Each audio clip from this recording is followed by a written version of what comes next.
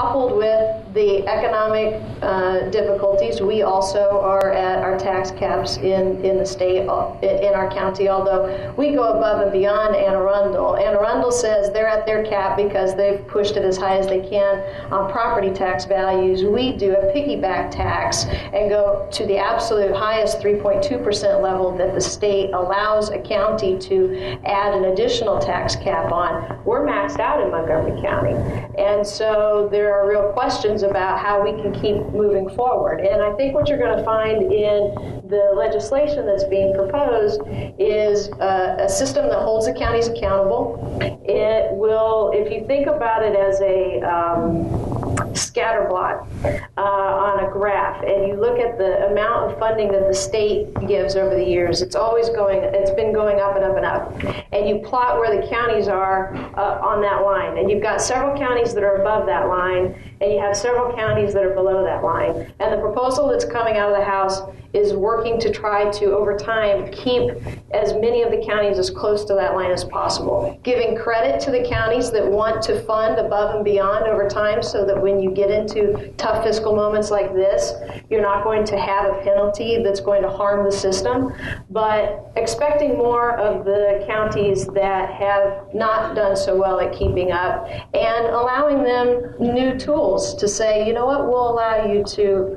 we'll allow those caps that currently are placed, we'll extend them and allow the counties to have a little more breathing room to have new revenue sources to bring in. Well, I mean, I think here's some of the critical issues I'm hearing from all of you. And folks, I want to invite you all, by the way, if you want to ask questions, please come around to the mic and have your voices heard. What was said in today's papers, in the Post and the Sun and Maryland Reporter and other places, Gazette, was that the president of your house, the Senate, Mike Miller, saying that if teacher pensions aren't dealt with and you can't find a way to take care of the $244 million that Martin O'Malley wants to put in part back to the localities to help pay for teachers' pensions, then the cuts are going to be drastic, and they're going to go to education, and then they're going to go to health care for the poor. We're talking about education tonight. But he said that. So that is part of the battle that's on. So so I'm curious what that says to you all. I mean, Senator, what does that say to you? I mean, you're in that house. I mean, that seems to be kind of throwing down the gauntlet, saying that we're just not going to be able to fund education the way we're supposed to. Maybe I'm misreading it.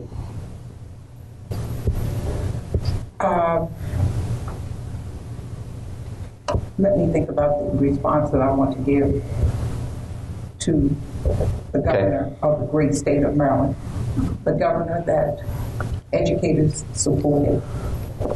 Let me think about my response. All right.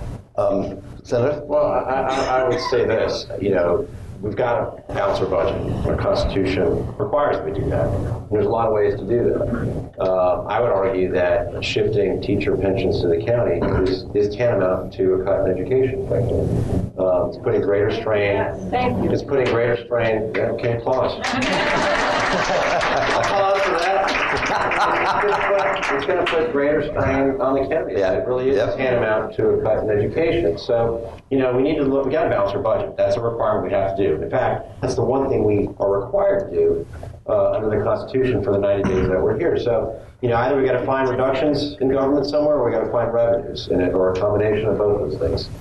So are we at a point, and everybody can jump in here, you don't have to be an elected official to jump in, even elected officials in schools can jump in. Are we at a point where we're saying that our governments, be they the state or city or the counties, can no longer afford to educate our children? Are we at that point? Are we at a point saying, unless we figure out a way to raise revenues, taxing things that are not taxed, unearned, are we saying that? Are we saying that at this point? I'll defer to the senator from Georges County. I'm not so sure that we have done a good job of educating the public about really how important education is to our children. We have not done a good job. That's number one. Number two is that to even think about transferring the pensions back to counties would devastate counties. There is no way under the sun counties could take up the amount of money that the state is responsible for at this time in paying the pension. You know, I look back in 1984 when we began to look at this issue of the retirement system versus the pension. And just for everybody's review, the Teachers Association and everybody came down to talk about the devastating impact it would have on educators. At that time, we had the best retirement system in the country. And we went from the best retirement system to the worst pension system in the country.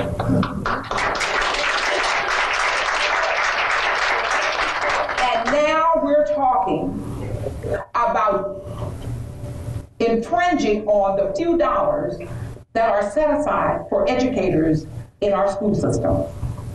That is unbelievable. That is truly unbelievable.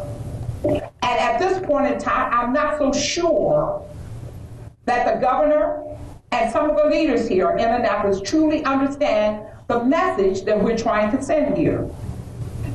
Either we are concerned about the education of our children and that we want the state of Maryland to remain as #1 in the nation, or we're shucking and jiving. It's either one thing or the other. Either we is or we ain't.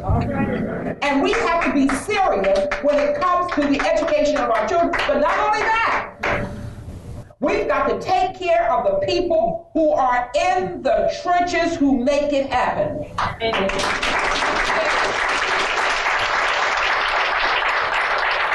cannot pay educators enough money for the job that they have to do with today's children. Not to mention the parents and all the other ills that come to the classroom and to the schoolhouse. And so to even think about endangering the pension system that doesn't, you know what? Let me say this, and I'll be quiet. A person who is on today's pension plan, if they were to retire, they would have to go get another job or end up on welfare. The pension, as it stands, does not pay these people enough money to go home and sit down. And so I am one of the people here in Annapolis that will vigorously, without fail, oppose any effort to transfer the pension system to counties. Before we go to break here, go ahead. Well, and I defer to the senator because she's much more eloquent in her delivery than I am. More direct. You can do that. You've been in office for a lot longer. But let me just say this. I want to give some numbers that help put this in context for Prince George's County. The shift as it's proposed currently for Prince George's County would really proposes around $34 million that will go down to the county that they do not have right now. I mean, we're right now in a $127 million deficit as we start our conversation today. So $34 million on top of that, there really is no way for us to be able to take care of that. I mean, it just can't occur. Now, the question that Marc asked, and I have to point this out, and for full disclosure, I have an affinity for educators in this room. I know many of you all pretty well, and I know 9,000 in Prince George's County. And this is what I know. For the last 4 years, Prince George's County has had to cut out of their school budget over $100 million each year. That's $400 million over 4 years. And what we've seen in Prince George's County, to your question, Marc, is not teachers saying, I can't take care of this, I can't do this, I'm going to quit. No, we've actually seen gain and growth in our students. And that's all, that to me, for personally, that's all due to the outstanding work of educators. So to your question, it's not in the teacher's psyche, it's not in their mentality to quit and turn back and go away. But they do need support. And they need people to stand up behind them and say, you know what, we know that you're not going to turn away, but we need to provide you with the tools, the resources to actually do your job more efficiently and more effectively. So we're going to take a very brief break here. When we come back, what I want to do is we're going to hear from our first, my guest is teacher in the audience, to have a question. But I want to explore with you, as we will with the next panel, where will the money come from? Where's it going to come from? How are we going to do it? And then throw out some ideas, and let's kind of wrestle with that for a minute, because we're talking about maintenance of effort and teacher pensions and the future of education in Maryland. We're here. I'm Marc Steiner, and we're with our partners from Maryland State Education Association in a town meeting in Annapolis. We'll be right back. And we're back. And welcome back. I'm Marc Steiner, and we are here with the Maryland State Education Association. Teachers from all over the state are here in our audience. We're at the Calvert House in Annapolis. And I didn't do it at the top of the hour, but something I really neglected that was very important to say before we do anything, is that Robert Marchetti, who was a Baltimore County school teacher, who was a gym teacher, was in the Army National Guard, was killed in Afghanistan. So a teacher in our community has given his life for his country. And this show, in my mind, is dedicated to him.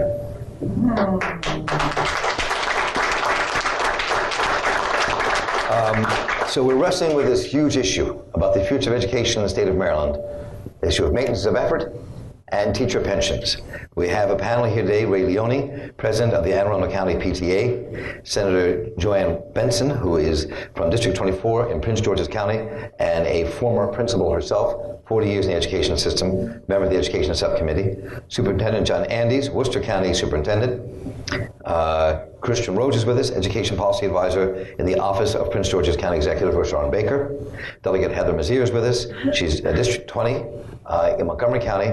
Senator Bob Gargiulo is with us, District 15, Montgomery County, and also the Senate Majority Leader. We're here for WEAA 88.9 FM, the voice of the community of Baltimore, and Delmarva Public Radio on the Eastern Shore. So, Mark? Before I jump into were you about to say something, Heather? I would like to say one thing about your earlier question about the doomsday budget in the Senate. Yes. I'm not in that chamber, but I have my own question for those that are bringing that budget forward. If you look at the proposed shift on teacher pensions, which I also have been fighting against, you have a so-called sweetener for all the jurisdictions for this not to be something that impacts them fiscally this year. The impact is in the out years. So under what scenario is a doomsday budget needed this year if the proposal that's on the table doesn't get any savings until future years anyway? Don't bring out a Trojan horse doomsday budget saying, okay, if you don't agree to it, then we're going to have to impose all these cuts on you, because there's no revenue that's coming in from these changes this year anyway. It's a political game. Before we go, the senators want to jump in, we'll go to our teacher in the audience. Please do. And identify yourself, if you don't mind, and ask your question. Hi, I'm Bonnie Bricker. I'm a teacher in Howard County. I teach early childhood special education, and I'm here because I believe in what I do. And I think so does everybody else here. I started in this field when I was 13 years old. So let's put a face on teachers. I first want to say thank you to everybody here for all that you're doing, all that you are standing up for us. Just hearing you has kind of choked me up because we don't feel that support very often. Right now in my classroom of early childhood special ed students, where we include the typically developing children from the neighborhood because that's the right way to do it, I have more students than I have ever had with more intense needs all at once than we have ever had. We can't get more assistance in the classroom. There's no money. Division is division. We're here for education. We should understand that the same amount of time, the same amount of teaching staff, but more students means less per child. It's a very simple calculation.